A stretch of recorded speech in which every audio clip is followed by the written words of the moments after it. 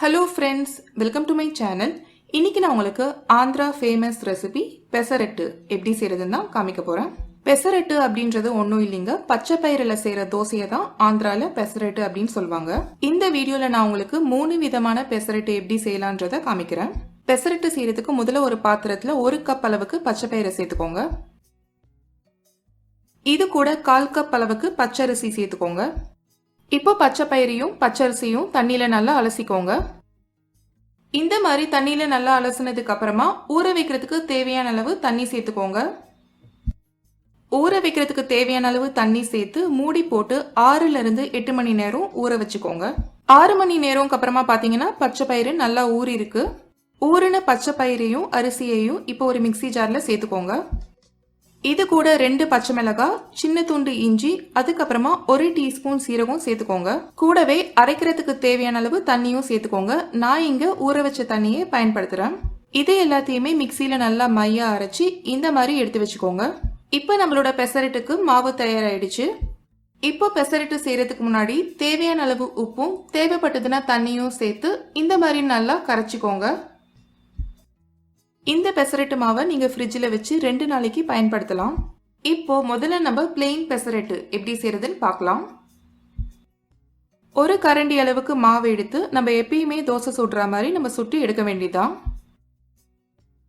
தேவையான அளவு எண்ணெயோ நெய்யோ சேர்த்துக்கோங்க. ஒரு பக்கம் நல்லா பொன்னிறமானதும் அதை திருப்பி போட்டு இன்னொரு பக்கமும் பொன்னிறமாகிற வரைக்கும் வேக வச்சுக்கோங்க. 2 பக்கமும் நல்லா பொன்னிறம் ஆயிடுச்சு அப்படின்னா நம்மளோட சுவையான பிளெயின் பெசரட்டு தயாராயிடுச்சு. இப்போ அடுத்ததா ஆனியன் பெசரட்டு எப்படி செய்யறதுன்னு பார்க்கலாம். பிளெயின் பெசரட்டு மாதிரி முதல்ல ஒரு கரண்டி அளவுக்கு மாவு எடுத்து தோசை சுட்டுக்கோங்க.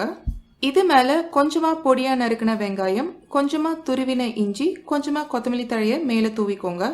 இது எல்லாத்தையுமே ஒரு கரண்டி வச்சு லேசா இந்த மாதிரி அமுக்கி விட்டுக்கோங்க. தேவையான அளவு எண்ணெய் விட்டு மூடி போட்டு வேக வச்சுக்கோங்க. ஆனியன் பெசரட்டு நல்லா வெந்ததும் நம்ம மடிச்சு கல்லிலிருந்து எடுத்து பரிமாற வேண்டியதான்.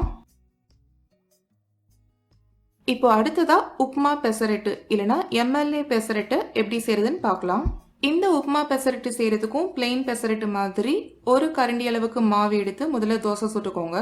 இது மேல கொஞ்சமா பொடியா நறுக்கின வெங்காயமும் கொஞ்சமா கொத்தமல்லி தழையும் மேல தூவிக்கோங்க. இது மேல இப்போ ஒரு கரண்டி அளவுக்கு ரவை உப்மாவை மேல சேர்த்துக்கோங்க. தேவையான அளவு எண்ணெயோ நெய்யோ சேர்த்து மூடி போட்டு வேக வச்சுக்கோங்க. உப்மா பெசரட்டு நல்லா வெந்ததும் மடிச்சு பரிமாற வேண்டியதான். அவ்வளவுதாங்க, இப்ப நம்மளோட சுவையான உப்மா பெசரட்டும் தயாராயிடுச்சு. இந்த 3 வகையான பெசரட்டையும் நீங்க கண்டிப்பா ட்ரை பண்ணி பாருங்க. இந்த பெசரட்டை நீங்க இஞ்சி சட்னி, தேங்காய் சட்னி, வேர்க்கடலை சட்னி இது கூட எல்லாம் வச்சு சாப்பிட்டீங்கன்னா ரொம்ப அருமையா இருக்கும்.